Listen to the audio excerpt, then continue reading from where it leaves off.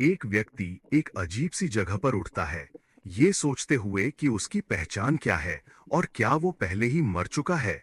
उसे एक औरत की आवाज सुनाई देती है, जो एक पूर्वज से गुहार लगा रही है कि वो उस पर और उसके बच्चे पर रहम करे और उसे जन्म देने दे। जवाब एक सख्त इनकार होता है, क्योंकि एक दूसरी आवाज कंफर्म करती है कि मेडिसिन गॉड की घाटी ने ये तय किया है कि माँ का मूल खराब हो गया है, उसकी जन्मजात प्रतिभा कम है और उसके गर्भ में पल रहा भ्रूण फीटस एक साधारण नींव का है। वो आवाज आगे कहती है कि लुओ क्लैन ऐसी औलाद कैसे पैदा कर सकता है बिना दूसरे क्लैंस के लिए मजाक का पात्र बने, जिससे हीरो सोचने लगता है कि ये बातचीत कहां से आ रही है और जन्मजात कमी वाले भ्रूण होने का क्या मतलब है। अचानक उसे भयानक सच का एहसास होता है। उसे एक फैंटेसी दुनिया में एक अजन्मे बच्चे के रूप में भेज दिया गया है। वो अपने सामने अपनी गर्भवती माँ को देखता है और समझ जाता है कि वो वही बच्चा है जिसके जन्मजात कमी के बारे में वो बात कर रहे हैं। वो देखता है कि एल्डर यंग जोजो उसे त्यागने पर तुले हुए हैं और वो इस दुनिया की क्रूरता के बारे में सोचता है, जो ताकत से चलती है, जहां कमजोर को भ्रूण के रूप में भी छोड़ दिया जाता है। माँ शांतियन से पूछती है कि क्या वो इस फैसले से सहमत है। शांतियन उस पर चिल्लाती है, ये पूछते हुए कि उसका बच्चा, जिसके रूट बोन्स खराब हैं, वो लुओ क्लैन के संसाधनों और किस्मत को कैसे बांट सकता है। उसकी तुलना यूनर के भ्रूण से करते हुए, जिसे एक सेलेस्टियल बॉडी माना जाता है। माँ गुस्से से जवाब देती है, शांतियन को याद दिलाते हुए कि वो वही थी जिसने अपनी जन्मजात सच्ची एनर्जी यूज ट्रांसफर की थी उसे बचाने के लिए, जब वो घायल और बेहोश था, और यही काम उसके बच्चे के रूट बोन्स के खराब होने का कारण बना। शांतियन उसे सिर्फ एक विकल्प देती है, या तो लुओ क्लैन छोड़ दो या अपने बच्चे को त्याग दो। माँ इन विकल्पों से चौंक जाती है। भ्रूण सोचता है कि किस तरह का नीच इंसान एक माँ को ऐसा फैसला लेने के लिए मजबूर करेगा, और चिंता से अपनी माँ के चुनाव का इंतजार करता है।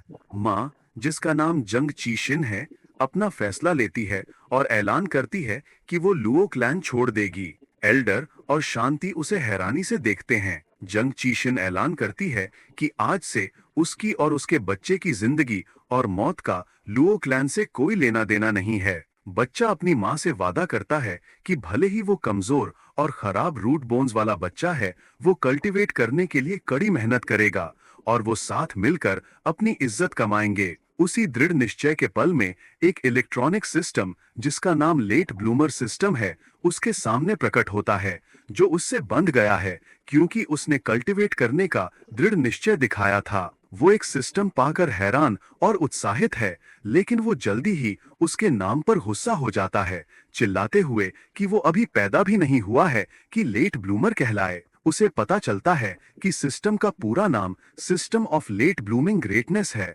और सोचता है कि सिस्टम उसे गर्भ में रहते हुए ही कड़ी मेहनत करने के लिए धकेल रहा है। फिर वो सोचता है कि क्या ये सिस्टम 300 साल पहले आ गया है। सिस्टम उसे उसके कठिन भविष्य की एक झलक दिखाता है, जहां वो और उसकी माँ जंग चीशिन कल्टीवेट नहीं कर पाएंगे और सबसे उपहास और अपमान का शिकार होंगे। सिस्टम बच्चे के दुखद भविष्य को दिखाना जारी रखता है, दिखाता है कि कैसे उसके सौतेले भाई ने दांव हासिल कर लिया है, जबकि वो अपनी माँ द्वारा मांगी गई गोलियों पर जिंदा रहने के लिए निर्भर है, और उसे दिखाता है कि किस्मत को चुनौती देने का उसका दृढ़ निश्चय उसकी माँ की मौत के बाद ही आया। भ्रूण इस किस्मत को जिद से नकार देता है, सिस्टम को इस दुखद दृश्य को दिखाना बंद करने के लिए चिल्लाता है। ये समझते हुए कि सिस्टम 300 साल पहले आ गया है, वो अपनी जिंदगी को एक असफलता से जीत में बदलने का फैसला करता है और कसम खाता है कि वो अपनी कहानी को दोबारा लिखेगा,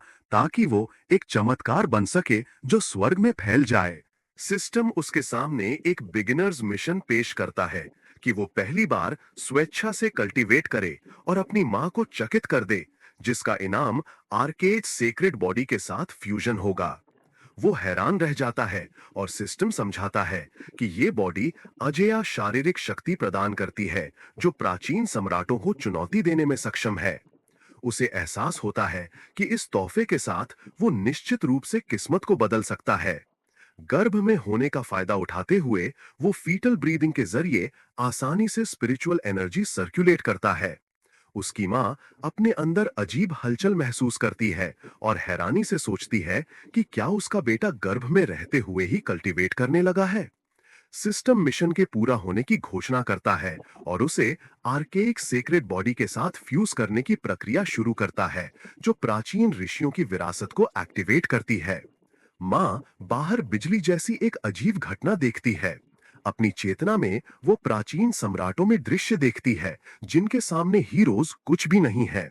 माँ एक सुनहरे आध्यात्मिक सार का प्रवाह महसूस करती है, जो उसकी खराब नींव को ठीक कर रहा है, और उसका भ्रम बढ़ जाता है कि ऐसी घटना उसके तथाकथित कमजोर बच्चे से कैसे हो सकती है। सिस्टम कल्टीवेशन का रास्ता समझाता है, जो 3 निचले रेल्म से शुरू होता है: ब्लड ट्रांसफॉर्मेशन, केव हेवन और स्पिरिट मैनिफेस्टेशन। हर एक में 10 लेवल होते हैं और बताता है कि वयस्क होने से पहले कुछ रैंक्स तक पहुंचना एक महान प्रतिभा का संकेत है। कहा जाता है कि जो वयस्क होने से पहले स्पिरिट मैनिफेस्टेशन को पार कर सकता है और वेनरेबल रेल्म तक पहुंच सकता है, भले ही उसके पहले लेवल पर हो, उसे चमत्कारों में चमत्कार माना जाता है। इसे ही किस्मत कहते हैं। सिस्टम बच्चे की नई स्टेटस दिखाता है, जिसका नाम अब जैंग वोंग है। उसका archaic sacred body blood transformation के पहले लेवल तक पहुंच गया है, फिर तेजी से दूसरे, तीसरे और चौथे लेवल से आगे बढ़ रहा है। जांग वोंग ऐलान करता है कि ये पल उसकी किस्मत को चुनौती देने और दोबारा लिखने का शुरुआती बिंदु है। कहीं और माँ एक बड़े से घर में पहुंचती है और अपने सबसे बड़े भाई और भाभी को अपने लौटने की सूचना देती है, जहां उसका स्वागत उसका सबसे बड़ा भाई जैंग वोंग और उसकी पत्नी जैंग सीकिंग करते हैं। भाई अपनी बहन को समझाता है कि वो उसके बच्चे के इलाज के लिए एक ऊंचे सेक्ट से मदद मांगने गए थे, क्योंकि कोई भी लुओ क्लैन को नाराज करने की हिम्मत नहीं करता। जैंग सीकिंग कठोरता से जवाब देती है, जैंगी शिन पर आरोप लगाते हुए कि वो लुओ क्लैन द्वारा निकाले जाने के बाद मदद के लिए रेंगती हुई वापस आई है। जैंग सीकिंग ने उसे एक व्यंग्यात्मक लहजे में देखा, जैसे कि ये कहना चाह रही हो कि लुओ क्लैन ने उसे मो क्लैन के वैध एयर से शादी के गठबंधन के संसाधन लेने की अनुमति नहीं दी थी, और अब वो गर्व का दिखावा करते हुए लौटती है, जबकि वास्तव में वो सिर्फ टुकड़े ढूंढ रही थी। जैंगी दुख से जवाब देती है कि उसे अपने बच्चे की सुरक्षा के अलावा कुछ नहीं चाहिए था, और उसका भाई गुस्से में बीच बचाव करते हुए उसे बचाता है, अपनी पत्नी को चुप रहने का आदेश देता है और विश्वास दिलाता है कि जैंग क्लैन उसके भंजे के लिए सभी जरूरी संसाधन प्रदान करेगा। सबसे बड़ा भाई जैंग वोंग अपनी बहन जैंग चीशिन को शांत करने की कोशिश करता है। उससे कहता है कि वो उसकी पत्नी के कठोर शब्दों से प्रभावित ना हो, ये समझाते हुए कि वो सिर्फ तेज जबान की है, लेकिन असल में दयालु है। जैंग सूशिन उसे विश्वास दिलाती है कि इससे उसे कोई फर्क नहीं पड़ता, और वो अपनी भाभी के स्वभाव को अच्छी तरह से जानती है। इस बीच भ्रूण जोंग वोंग सोच रहा था कि उसकी मां को उतना परेशान नहीं किया जा रहा था जितना उसने उम्मीद की थी। इसके विपरीत उसने जोंग क्लैन में एक गर्माहट और स्वागत महसूस किया, जो लुओ क्लैन में अनुभव किए गए अनुभव से कहीं ज्यादा था। उसके विचार जैंग शीन के माता पिता के आने से टूट जाते हैं, जो अपने लौटने की घोषणा करते हैं और बताते हैं कि वो अपने साथ एक प्रतिष्ठित व्यक्ति को लाए हैं, says meow from the palace of creation says. भ्रूण सेज की अद्भुत सुंदरता से मोहित हो जाता है, मन ही मन सोचते हुए कि ये सुंदरता एक शैंगशिया फैंटेसी दुनिया के लायक है। अचानक भ्रूण अपने इलेक्ट्रॉनिक सिस्टम के दोबारा प्रकट होने से हैरान हो जाता है, जो उसे लेट ब्लूमिंग ग्रेटनेस नाम से एक नया मिशन पेश करता है। जांग वोंग समझ जाता है कि सिस्टम एक शक्तिशाली व्यक्ति से मिलने पर अपने आप प्रतिक्रिया करता होगा, और फैसला करता है कि सेज मियाओ इस समय उसका सबसे अच्छा विकल्प है। वो फैसला करता है कि अगर वो अपनी प्रतिभा जल्दी दिखाता है, तो इससे क्लैन उसकी माँ को और ज्यादा महत्व देगा। माँ जांग तिशिन आगे बढ़ती है और सम्मान पूर्वक सेज से मदद मांगती है, जबकि भ्रूण सेज को अपने आर्केइक सेक्रेड बॉडी की शक्ति से चकित करने की योजना बनाता है। सेज सबको बाहर इंतजार करने के लिए कहती है, उन्हें बताते हुए कि वो हॉल के अंदर पेशेंट के साथ भ्रूण की जांच करेगी। सेज माँ को विश्वास दिलाती है कि वो भ्रूण को स्टिम्युलेट करने के लिए किसी भी स्पिरिचुअल पावर का इस्तेमाल नहीं करेगी, क्योंकि वो कमजोर है। सेज माँ की कलाई पर अपना हाथ रखती है उसकी स्थिति जांचने के लिए। भ्रूण कमजोर शब्द सुनता है और व्यंग्यात्मक ढंग से सोचता है, उसे चुनौती देते हुए कि वो ये बात उसके आर्केक सेक्रेड बॉडी से कहे।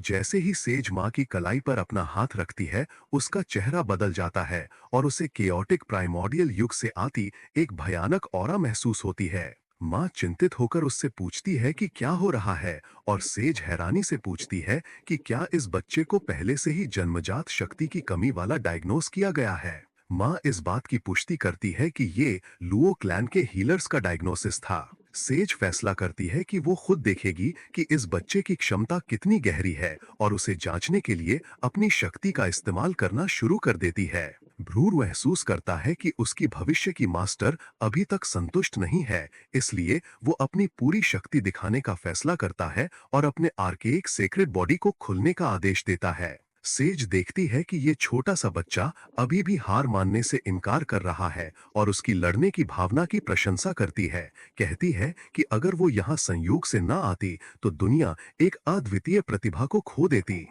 माँ पूरी तरह से स्तब्ध है, क्योंकि वहां मौजूद लोग भ्रूण के जन्मजात हड्डियों की संरचना की असलियत नहीं जानते। सागे अपने विशेष खजाने का उपयोग करने का सुझाव देती है, जो सभी चीजों का सच उजागर करता है, उस पर रोशनी डालने के लिए। माँ गहरी कृतज्ञता के साथ उसे धन्यवाद देती है। जब सागे और माँ हॉल से बाहर निकलते हैं, तो बाहर इंतजार कर रहे क्लैन के सदस्यों में चिंता फैल जाती है, ये सोचते हुए कि जांच जल्दी खत्म हो गई क्योंकि बच्चे को बचाया नहीं जा सकता था। सागे उन्हें कहती है कि अपने विचारों को इधर-उधर ना भटकाएं, और फिर घोषणा करती है कि उसके गर्भ में पल रहा बच्चा न सिर्फ ठीक है, बल्कि वास्तव में अद्वितीय प्रतिभा का धनी है। सागे मियाओ इस बात की पुष्टि करती है कि उसने जो अभी जांचा है वही सच है, और ये अपना सौभाग्य मानती है कि वो यहाँ आई और इस मामले की गवाह बनी। दादा उलझन में खड़े हैं, सोच रहे हैं कि उनका पोता इतना प्रतिभाशाली कैसे हो सकता है, जबकि उन्हें बताया गया था कि उसमें प्राकृतिक प्रतिभा की कमी है। सागे उस डायग्नोसिस को एक अज्ञानी डॉक्टर की बकवास कहकर खारिज कर देती है। अपने खजाने का उपयोग करते हुए सागे जांग क्लैन के सामने एक आश्चर्यजनक दृश्य प्रस्तुत करती है, जहां 9 सुनहरे ड्रैगन एक विशाल कांसे के ताबूत को आसमान में खींच रहे हैं, जिससे क्लैन के सदस्य आश्चर्य और आदर की स्थिति में रह जाते हैं।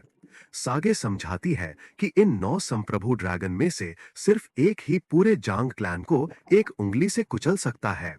क्लैन के सदस्य सोचने लगते हैं कि उस ताबूत के अंदर खींचे जा रहे व्यक्ति की पहचान क्या है। तभी दृश्य में एक युवक दिखाई देता है जो अपनी माँ जांग ची से बहुत मिलता जुलता है। सेज को एहसास होता है कि आर्केक सेक्रेड बॉडी जांग क्लैन में पैदा हुई है और एक स्वर्गीय सम्राट उदय होने वाला है। खुशी दादा और दादी पर हावी हो जाती है, और दादी खुशी के आंसुओं के साथ चिल्लाती है कि स्वर्ग ने उनके क्लैन पर कृपा की है। माँ जांग छी अपने पेट को गर्व से देखती है, अपने बच्चे से कहती है कि उसने सच में उसे सम्मान दिलाया है। सेज फिर जांग तीशन की तरफ मुड़ती है, उसे कहती है कि वो परिचय देने वाली नहीं है और सीधे बात करेगी। उसके बच्चे को पैलेस ऑफ इटर्नल क्रिएशन में अपने शिष्य के रूप में शामिल होने की पेशकश करती है। वो उसके विकास और प्रशिक्षण की व्यक्तिगत रूप से निगरानी करने का वादा करती है, जब तक कि वो दुनिया में एक अद्वितीय शक्ति ना बन जाए। क्लैन के सदस्य फिर से चौंक जाते हैं, समझते हुए कि ये पेशकश मुख्य शिष्य के पद के लिए है, एक ऐसा पद जिसके लिए शाही क्लैनों के उत्तराधिकारी मौत तक लड़ सकते हैं।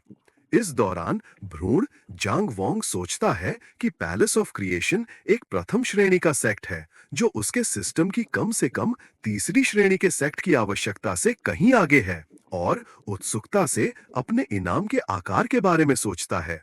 माँ जांग छीसिन सम्मान पूर्वक झुकती है और पेशकश स्वीकार करती है, सेज के इस महान उपकार के लिए अपनी और जंगलन की कृतज्ञता व्यक्त करती है। माँ सोचती है कि कैसे एक ही दिन में दुनिया उलट-पुलट हो गई है, और अपने मन में अपने बच्चे से पूछती है कि क्या वो सेज का शिष्य बनना चाहता है। सेज मुस्कुराती है, सोचती है कि कितनी भाग्यशाली थी कि उसे दया आई और वो जंग क्लैन आ गई, वरना वो इस भयानक प्रतिभा को खोजने का मौका चूक जाती।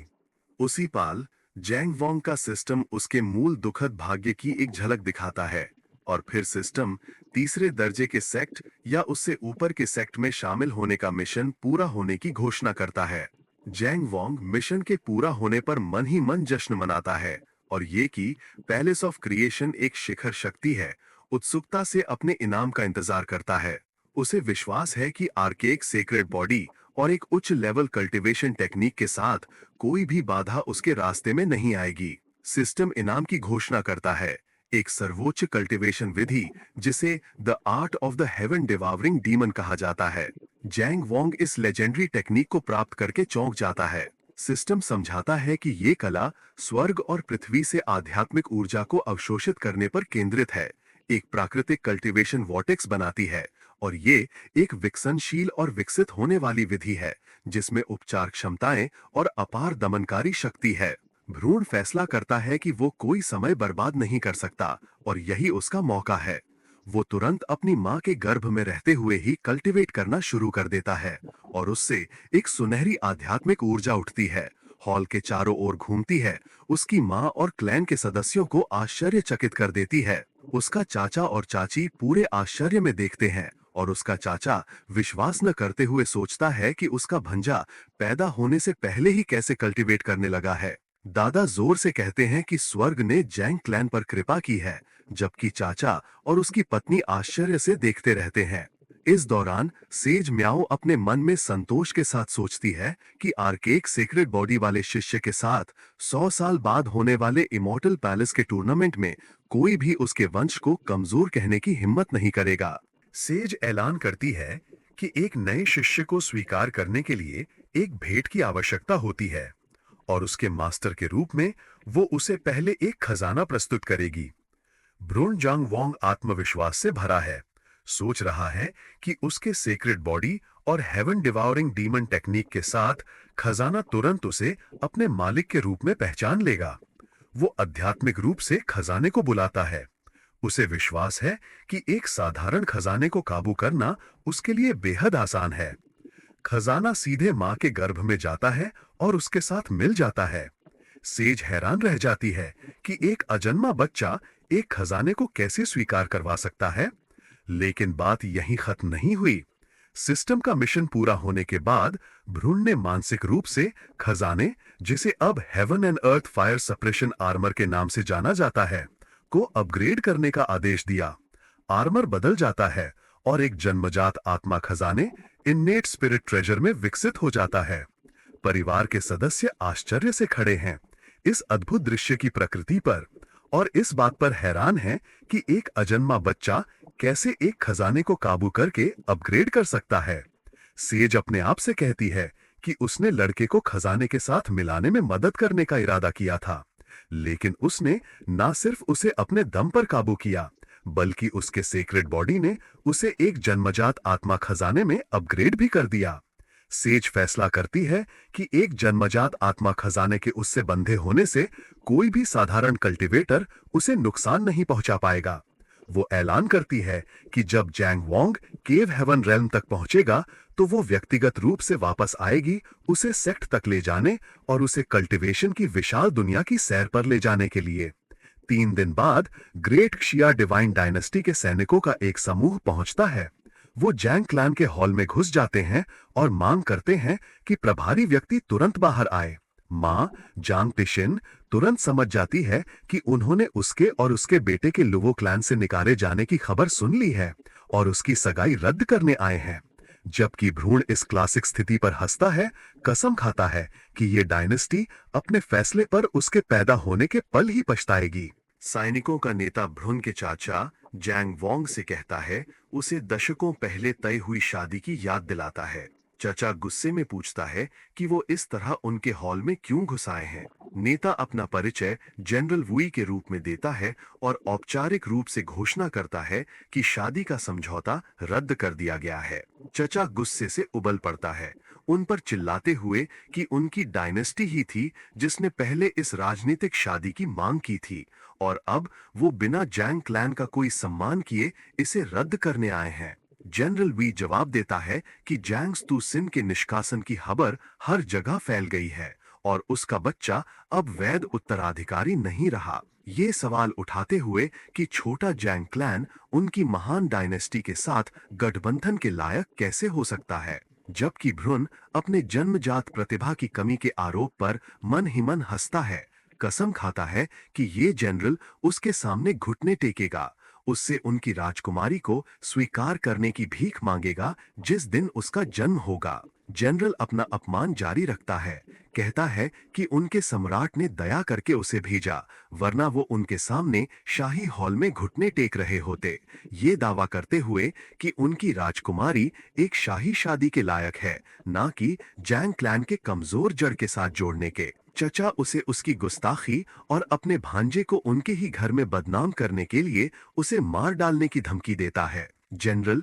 चचा पर हंसता है और बेकार कचरे को निपटाने के लिए भ्रूण पर हमला करने के लिए आगे बढ़ता है। भ्रूण अपनी मां को नुकसान पहुंचाने की कोशिश से गुस्से में है। अचानक एक विशाल आध्यात्मिक हाथ प्रकट होता है और जनरल के हमले को रोक देता है, जो हैरानी से चिल्लाता है, मुंगमिंग एल्डर्स को बुलाता है। दो बूढ़े एल्डर्स प्रकट होते हैं, हंसते हुए, परिवार के दादा का मजाक उड़ाते हुए और उसे प्रशिक्षित करने की पेशकश करते हैं। जनरल वुई ने दो बुजुर्गों का परिचय कराया, बताते हुए कि वो श्वानमिंग एल्डर्स थे, उनकी डायनेस्टी के दरबार के कल्टीवेटर्स। जबकि भ्रूण जंग वोंग ने मन ही मन नोट किया कि इन दो पुराने भूत का कल्टीवेशन लेवल कम नहीं था। चचा ने गुस्से में चिल्लाते हुए ग्रेट शाओ डायनेस्टी पर आरोप लगाया कि वो इन बदनाम और शर्मनाक बुजुर्गों के साथ मिले हुए हैं और पूछा कि क्या उनकी डायनेस्टी को कोई शर्म महसूस होती है। एक बुजुर्ग ने गुस्से में जवाब दिया, चचा से तिरस्कार से पूछते हुए कि क्या अब बोलने की उसकी बारी है। एक बुजुर्ग ने चचा पर हमला किया, जिससे दादा को उसकी रक्षा के लिए बीच में आना पड़ा, जिसे उसे पकड़ते समय जोर से पीछे धकेल दिया गया। इस अफरा तफरी में दूसरे बुजुर्ग ने गर्भवती मां जंग ची शिन पर एक घातक तलवार से हमला करने का मौका उठाया, ये कहते हुए कि बुधा दादा सबको नहीं बचा पाएगा। तुरंत भ्रूण के सिस्टम ने एक घातक खतरे की चेतावनी जारी की और उसे अपनी मां को मारे जाने से बचाने के लिए एक आपातकालीन मिशन दिया। भ्रूण गुस्से से भड़क उठा, ये सोचते हुए कि एक गर्भवती महिला को निशाना बनाना अधमता की चरम सीमा थी। जंग वोंग ने हेवन डिवाउरिंग डीमन आर्ट को एक्टिवेट किया, उसे हमले को निगल जाने का आदेश दिया। एक भंवर बना जिसने बुजुर्गों के हमलों से आध्यात्मिक शक्ति को खींच लिया, जिससे वो हैरान और घबरा गए क्योंकि उनकी शक्ति अचानक गायब हो गई। दादा ने उलझन में सोचा कि जंग परिवार की मदद के लिए कौन आया था। घबराए हुए बुजुर्गों ने एक साथ हमला करने का फैसला किया, नीले भूतिया हाथ छोड़ते हुए। भ्रूण ने अपने जन्मजात आत्मा खजाने का उपयोग करके जवाब दिया, heaven and earth cold flame barrier बनाया, उन्हें जलाकर मारने का इरादा रखते हुए।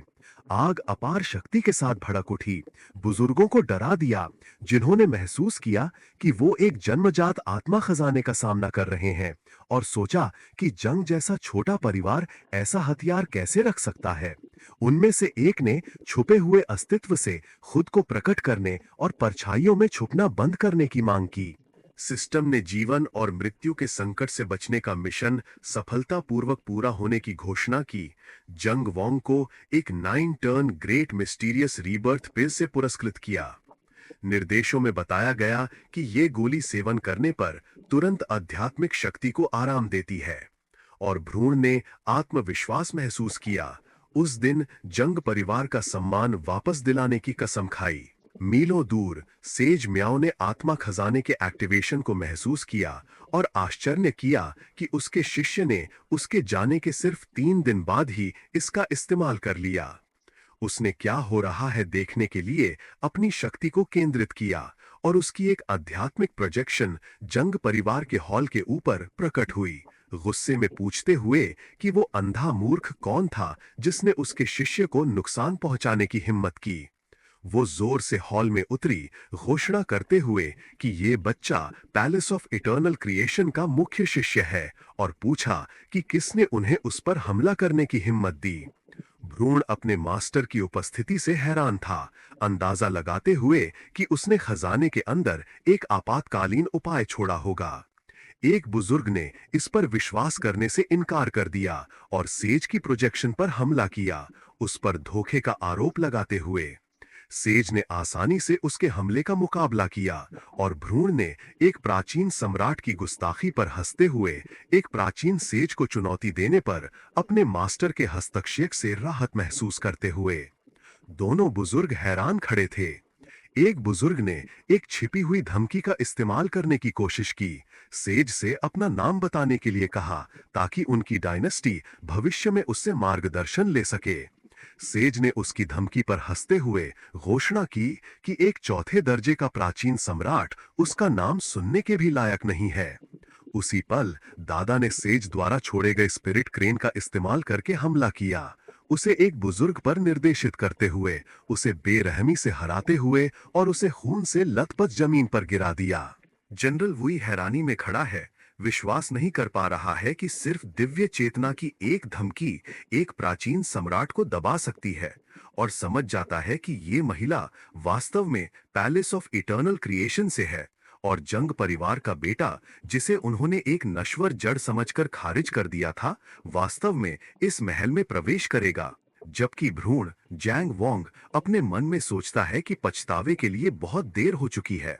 हारा हुआ बुजुर्ग जनरल को पीछे हटने के लिए कहता है, जबकि जनरल दहशत में सेज की प्रोजेक्शन को देखता है, अपने मन में सोचते हुए कि जो हो रहा है वो असंभव है।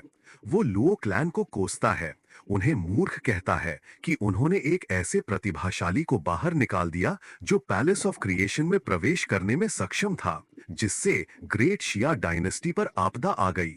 जंग परिवार के दादा सेज से इन बेशर्म अवसरवादियों की जान बख्शने की विनती करते हैं, ताकि वो अपनी आंखों से देख सकें कि उनका पोता भविष्य में कैसा चमत्कार बनेगा। सेज सहमत हो जाती है और उन्हें जिंदा लौटने का आदेश देती है, ताकि वो अपनी डायनेस्टी को एक संदेश दे सकें कि जंग परिवार और ग्रेट शिया डायनेस्टी के बीच का विवाह समझौता रद्द हो गया है। भ्रूण इससे खुश होता है, सोचता है कि क्या उसकी मास्टर उसकी मदद करना चाहती है, लेकिन सेज पुनर्विचार करती है और जोर से घोषणा करती है कि उन्हें उसके शिष्य की शादी रद्द करने का अधिकार नहीं है। वो एक शक्तिशाली बल छोड़ती है जो सैनिकों को पीछे धकेल देता है, फिर रद्द करने का दस्तावेज उन पर फेंकती है, कहती है कि उसका शिष्य ही है जो उनकी डायनेस्टी की राजकुमारी से शादी करने से घृणा करता है। सेज उन पर चिल्लाती है, पूछती है कि वो अभी तक क्यों नहीं गए। फिर वो उन्हें चेतावनी देती है कि सगाई के तोहफे लौटाना ना भूलें, वरना वो खुद आकर उन्हें मांगेगी। हारा हुआ जनरल सिर्फ अनिच्छा से सहमत हो सकता है।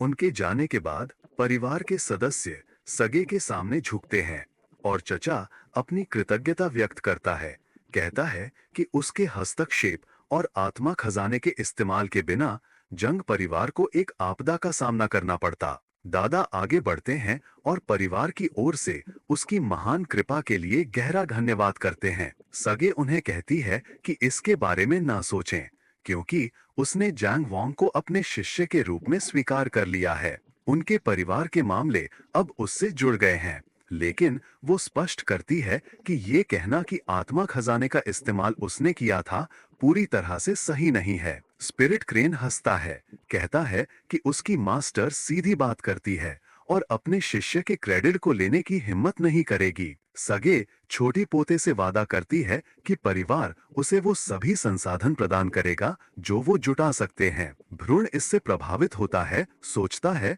आप सच में मेरी असली मास्टर हैं। दादा समझ जाते हैं कि सगे का क्या मतलब है और दूसरों से जाने के लिए कहते हैं, ताकि वो उसे अकेले में मामलों पर चर्चा कर सकें। जब वो अकेले होते हैं, दादा सगे से पूछते हैं कि उनके पोते में किस तरह की शारीरिक संरचना है जिसने उसे गर्भ में रहते हुए भी एक आत्मा खजाने का इस्तेमाल करने में सक्षम बनाया। सगे बताते हैं कि बच्चे में लेजेंडरी आर्केक सेक्रेड बॉडी है, जिससे दादा पूरी तरह से हैरान रह जाते हैं। सगे समझाती हैं कि वो खुद नहीं जानती कि वो भ्रूण के रूप में खजाने को कैसे नियंत्रित कर सकता था, क्योंकि ऐसी बॉडी का अंतिम बार प्रकट होना लाखों साल पहले हुआ था। ये जोड़ते हुए कि जब से छोटे बच्चे ने कल्टीवेट करना शुरू कर दिया है, कोई नहीं जानता कि जन्म के समय उसकी शक्ति कितनी अधिक होगी। खुशी दादा पर हावी हो जाती है और वो कहते हैं कि स्वर्ग ने सच में उनके क्लैन पर कृपा की है।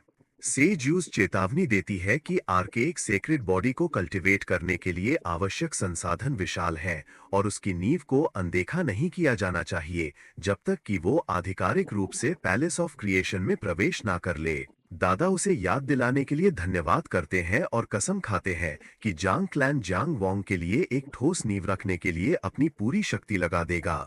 चचा की पत्नी जश्न मनाती है, घोषणा करती है कि जांग क्लैन का उदय निश्चित है और चचा कहता है कि उन्हें लुओ क्लैन को उनके फैसले पर पछताने पर मजबूर करना चाहिए। भ्रूण जांग वोंग हाल ही की घटनाओं पर विचार करता है और निष्कर्ष निकालता है कि ये दुनिया सच में शक्ति से शासित है। उसकी सुंदर मास्टर ने मुश्किल से एक उंगली उठाई थी, फिर भी उसके दुश्मन अपनी सीमाओं तक पहुंच गए थे और वो संकल्प लेता है कि उसे न सिर्फ शुरुआती रेखा से बल्कि गर्व से ही जीतना होगा। इसके बाद परिवार जांग क्लैन के पूर्वज को प्रणाम करने के लिए इकट्ठा होता है। पूर्वज उन्हें बताता है कि उसने बच्चे की शारीरिक संरचना के बारे में पहले ही सुन लिया है और इसकी अकल्पनीय शक्ति के बावजूद इसे असीम संसाधनों की आवश्यकता है। इसलिए वो अपने सभी व्यक्तिगत संसाधन बच्चे को सौंपने का फैसला करता है। माँ इस फैसले का विरोध करती है, समझाती है कि पूर्वज को अपने कल्टीवेशन को जारी रखने के लिए क्लैन की लगभग आधी संपत्ति की आवश्यकता है और इस सब को छोड़ने का मतलब है कि पूरा क्लैन इस बच्चे को पालने में सब कुछ लगा देगा। लेकिन पूर्वज जोर देता है कि उसका फैसला अंतिम है और सेज म्याओ द्वारा भेंट किए गए संसाधनों को भी सौंप देता है। माँ अपने बेटे की ओर से उसे धन्यवाद देती है। भ्रूण का सिस्टम एक नया मिशन जारी करता है कि 1 महीने तक लगातार कल्टीवेट करो और पूर्वज को प्रभावित करो, जिसका इनाम सुप्रीम सेलेस्टियल ग्रैंडर होगा। जांग वोंग इनाम के बारे में उत्साहित है और सिस्टम समझाता है कि ये शान सिर्फ प्राचीन शक्तिशाली प्राणियों के लिए पैदा हुई थी और एक अनोखी जन्मजात दिव्य क्षमता के साथ आती है। भ्रूण को विश्वास है कि उसने जो संसाधन प्राप्त किए हैं और हेवन डेवोरिंग डीमन टेक्निक के साथ वो स्पिरिट मैनिफेस्टेशन रेल्म तक पहुंच सकता है और एक अजन्मा बच्चे का इस शिखर तक पहुंचना पूर्वज को प्रभावित करने के लिए काफी होगा और वो तुरंत कल्टीवेट करना शुरू कर देता है। 1 महीने बाद पूर्वज बोरियत और बेचैनी महसूस करता है और अपने पोते को देखने का फैसला करता है। उसने पूरा महीना जांग परिवार के इस अनमोल बच्चे की देखभाल और रक्षा में बिताया था ताकि उसे कोई नुकसान न पहुंचे, लेकिन उसने उसकी कल्टीवेशन प्रगति पर ध्यान देना भूल गया था। जब वो आखिरकार उसका लेवल चेक करता है तो वो पूरी तरह से हैरान रह जाता है, अविश्वास में सोचते हुए कि उसका पोता सिर्फ 1 महीने में स्पिरिट मैनिफेस्टेशन रेल्म के शिखर तक कैसे पहुंच गया। उसी पल भ्रूण सोच रहा था कि वो इस शिखर पर 3 दिन पहले ही पहुंच गया था और आज वो वेनरेबल रेल्म में प्रवेश करने की कोशिश कर सकता है और सोचता है कि क्या वो सफल हो सकता है। जैसे ही पूर्वज उसका लेवल पता लगाता है, system impress the ancestor mission के पूरा होने की घोषणा करता है। भ्रूण मुस्कुराता है कि उसका पूर्वज कितनी आसानी से चकित हो गया। इनाम सुप्रीम ग्रैंड्योर एक आध्यात्मिक कंकाल के रूप में प्रकट होता है और भ्रूण उसकी सिर्फ ऑरा महसूस करता है, उस बाधा को आसान करते हुए जो उसकी प्रगति में रुकावट बन रही थी। सिस्टम अपने आप ग्रैंड्योर को उसके साथ मिलाना शुरू कर देता है। भ्रूण अपने पूर्वज को और भी ज्यादा हैरान करने का फैसला करता है और उसके फ्यूजन के दौरान ग्रैंड्योर की शक्ति उधार लेता है ताकि वेनरेबल रेल्म में प्रवेश कर सके। वो ग्रांजोर से निकलती एक बैंगानी ऊर्जा को देखता है और खुश होता है।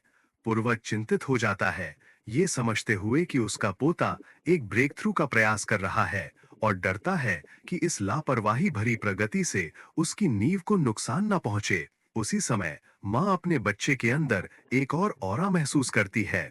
ब्रेक थ्रू आश्चर्यजनक रूप से आसानी से सफल हो जाता है और भ्रूण को पता चलता है कि सुप्रीम ग्रांजोर द्वारा प्रदान की गई दिव्य क्षमता समय से ही संबंधित है। उसे एहसास होता है कि उसने जल्दबाजी की थी और उसकी वर्तमान गति पर वेनरेबल रेल्म उसकी सीमा थी, लेकिन अब अपनी नई क्षमता के साथ वो समय के प्रवाह को धीमा करने का आदेश देता है, जिससे उसे पैदा होने से पहले और भी आगे के स्तरों तक पहुंचने का मौका मिलता है। पूर्वज अपने पोते से निकलती अपार ऑरा से आश्चर्य की भावना महसूस करता है, जिसमें समय के नियमों के अंश है, और स्वीकार करता है कि वो अब लड़के की क्षमताओं को उसके जन्म से पहले भी नहीं समझ सकता। वो अपार खुशी से हंसता है, एक बार फिर घोषणा करते हुए कि स्वर्ग ने सच में जांग परिवार पर कृपा की है। कुछ महीनों बाद जांगसिन को प्रसव पीड़ा शुरू हो जाती है।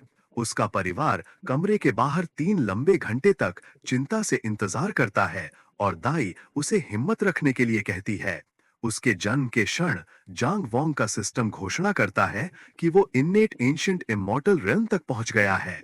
उसका जन्म एक महान स्वर्गीय घटना का कारण बनता है, जो सब जगह से महान व्यक्तियों का ध्यान आकर्षित करता है, जो बादलों से उतरकर अपनी बधाइयां देने आते हैं। दर्शक सोचते हैं कि एक साधारण सच्चा अमर ऐसी ब्रह्मांडीय घटना का कारण कैसे बन सकता है, और एक को एहसास होता है कि ये दृश्य ग्रेट सेया डायनेस्टी द्वारा ठुकराए गए बच्चे के जन्म के कारण होना चाहिए। एक समझदार व्यक्ति उसे डांटता है, उसे बताता है कि वो अफवाहें पुरानी खबर हैं, और खुलासा करता है कि जंग परिवार का बच्चा इतना असाधारण है कि पैलेस ऑफ इटर्नल क्रिएशन के एक सगे ने उसे तभी शिष्य के रूप में स्वीकार कर लिया था जब वो गर्भ में ही था। अचानक ग्रेट शिया डायनेस्टी का सम्राट खुद पहुंचता है, ये समझते हुए कि इस बच्चे ने जो हंगामा मचाया है उसे नजरअंदाज करना बहुत मुश्किल है। लेजेंडरी स्वर्गीय घटनाएं एक के बाद एक प्रकट होती रहती हैं। कड़वे समुद्र का सुनहरा कमल, दर्शक लगातार घटनाओं पर हैरान हैं। फिर शानदार नदियां और पहाड़ दिखाई देते हैं, जिसके बाद आसमान में चमकते सितारे। सम्राट अंतिम घटना यिन यांग जीवन और मृत्यु चित्र को पहचान लेता है, एक ऐसा दृश्य जो 1000 सालों से नहीं देखा गया। लेकिन नवजात जंग वोंग अभी रुका नहीं है। वो इन पांचों महान दृश्यों को एक अंतिम घटना में मिला देता है। अमर राजा 9 स्वर्गों से उतरता है। पूर्वज आंखों में आंसू लिए खड़ा है, गर्व से घोषणा करते हुए कि उसका पोता जंग वोंग एक भविष्य के महान सम्राट का तेवर रखता है। ज़ेया डायनेस्टी का सम्राट गहरा पछतावा महसूस करता है। काश ये बच्चा उसकी डायनेस्टी में पैदा हुआ होता। वो शादी को फिर से व्यवस्थित करने पर विचार करता है, लेकिन शर्म के मारे इस विचार को त्याग देता है। इस दौरान मां अपने बच्चे को गोद में लिए हुए उसे बताती है कि वो उसका असली गर्व है। दर्शक टिप्पणी करते हैं कि लुओ क्लैन अब पछतावे की कड़वी पीड़ा महसूस कर रहा होगा। सम्राट हालांकि एक गंभीर निष्कर्ष पर पहुंचता है। चूंकि उन्होंने ऐसे प्रतिभाशाली को नाराज किया है, उनके पास अब एक ही विकल्प है कि उसे उसके पालने में ही खत्म कर दिया जाए। 5 साल बाद जंग वोंग ध्यान में एक छोटे बच्चे के रूप में दिखाई देता है, समय को धीमा करने के लिए अपनी क्षमता का उपयोग करते हुए।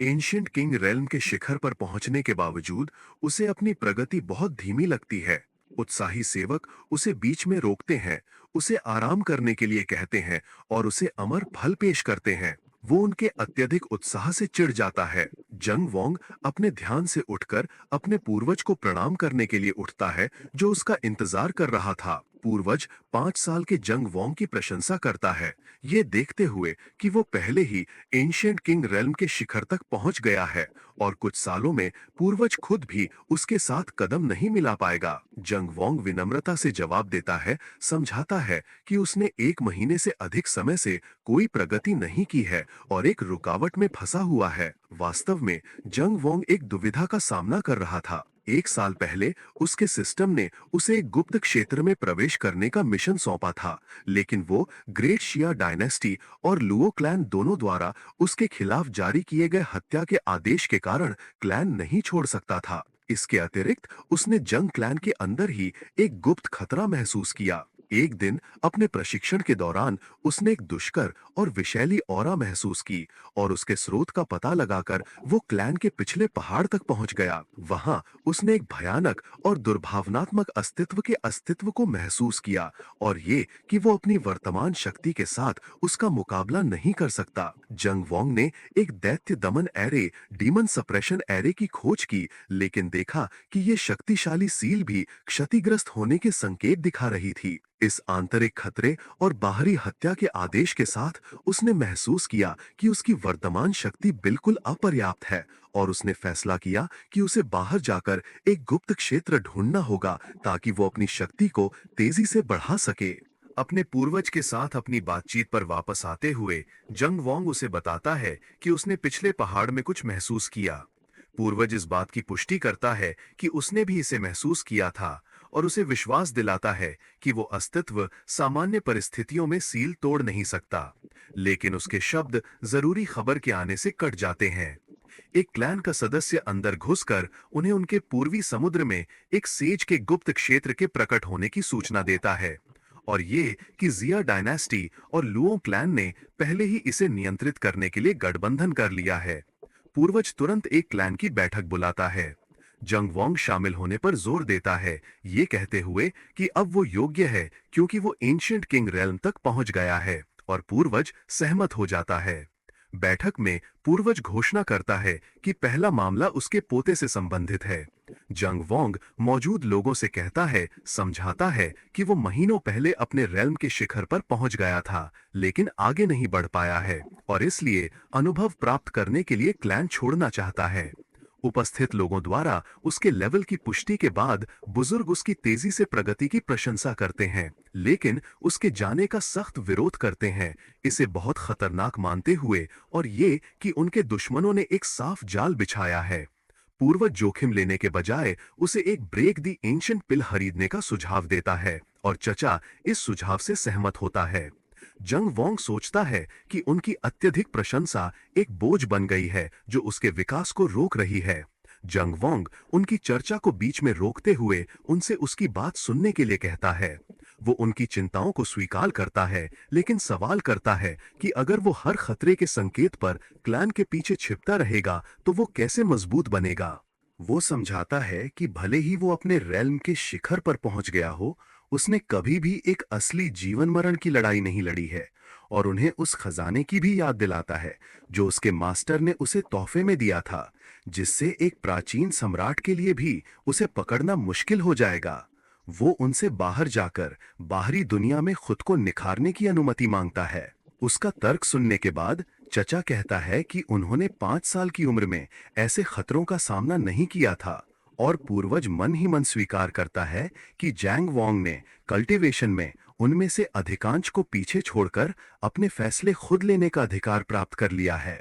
पूर्वज अनिच्छा से सहमत हो जाता है, लेकिन उसे चेतावनी देता है कि लुओ क्लैन और जिया डायनेस्टी के प्रतिभाशाली लोग पहले ही गुप्त क्षेत्र में प्रवेश कर चुके हैं और उन्होंने उसके लिए एक जाल बिछाया है जहां प्राचीन सम्राट घात लगाकर इंतजार कर रहे होंगे जैसे ही उसकी पहचान उजागर होगी। जैंग वोंग पूरे आत्मविश्वास के साथ जवाब देता है, तिरस्कार से पूछता है, सिर्फ एक प्राचीन सम्राट, उससे डरने की क्या बात है। पूर्वज जोर से हंसता है, अपने पोते के जज्बे से प्रभावित होकर, और घोषणा करता है कि ये उनके क्लैन के बेटे का असली जज्बा है। वो उसे जाने की अनुमति देता है, लेकिन उसे सावधान रहने के लिए कहता है और जैंग वोंग उसे धन्यवाद देता है। फिर वो तुरंत निकल पड़ता है। उसकी माँ उसे जाते हुए देखती है, उसकी सुरक्षित वापसी के लिए प्रार्थना करती है। जैंग वोंग गुप्त क्षेत्र के प्रवेश द्वार पर पहुंचता है और देखता है कि जगह जीवन से भरपूर है। जानकारी इकट्ठा करने के लिए वो एक कल्टीवेटर के पास जाता है और विनम्रता से पूछता है कि क्या ये प्राचीन सेज का गुप्त क्षेत्र है। कल्टीवेटर पहले तो चिढ़ जाता है, लेकिन जैंग वोंग के कपड़ों की गुणवत्ता पर ध्यान देता है और समझ जाता है कि वो किसी बड़े क्लैन का युवा मास्टर हो सकता है। इसलिए वो अपना लहजा बदलता है और हाँ में जवाब देता है। जांग वोंग एक विनम्र सेक्ट से होने का दावा करता है, फिर इतने सारे बच्चों और युवा लोगों की मौजूदगी के बारे में पूछता है। कल्टीवेटर कड़वाहट से समझाता है कि ग्रेट शिया डायनेस्टी और लुओ क्लैन जैसी बड़ी शक्तियों ने इस क्षेत्र पर एकाधिकार कर लिया है। सिर्फ 18 साल से कम उम्र वालों को ही प्रवेश की अनुमति है। जांग वोंग सोचता है कि उसके दुश्मनों ने किन प्रतिभाशियों को भेजा है। उसी पल ग्रेट शिया डिवाइन डायनेस्टी का एक समूह पहुंचता है, जिसका नेतृत्व ग्रैंड प्रिंसेस शिया मिंगचियान कर रही है, जिसकी सुंदरता दर्शकों को हैरान कर देती है, जबकि उसकी एक सेविका उसकी चापलूसी करने और प्रतियोगिता को कम आंकने की कोशिश करती है। राजकुमारी अपनी समझदारी दिखाती है और उसे दूसरों को कम न समझने की चेतावनी देती है। विशेष रूप से दो मजबूत प्रतिद्वंद्वियों का उल्लेख करती है, युवा लुओ क्लैन के नेता का रहस्यमयी बेटा और जांग क्लैन का चीलियन बेटा। वो अफसोस व्यक्त करती है कि उसकी डायनेस्टी ने एक इतना शक्तिशाली सहायक खो दिया है। सेविका इसके लिए घृणित जनरल वू ची को दोषी ठहराती है, लेकिन राजकुमारी उसे रुकने का आदेश देती है और इस गलती से सीखने को कहती है, और दोनों सेविकाएं सहमत हो जाती हैं। जांग वोंग राजकुमारी को दूर से देखता है, उसकी सुंदरता की प्रशंसा करता है और देखता है कि उसमें उस जनरल जैसा कोई अहंकार नहीं है जिसने उसके परिवार का अपमान किया था। इसके बाद लुओ क्लैन बिजली से घिरी एक शानदार गाड़ी में पहुंचता है और जांग वोंग मुस्कुराता है, डरता है कि शायद वो ना आए।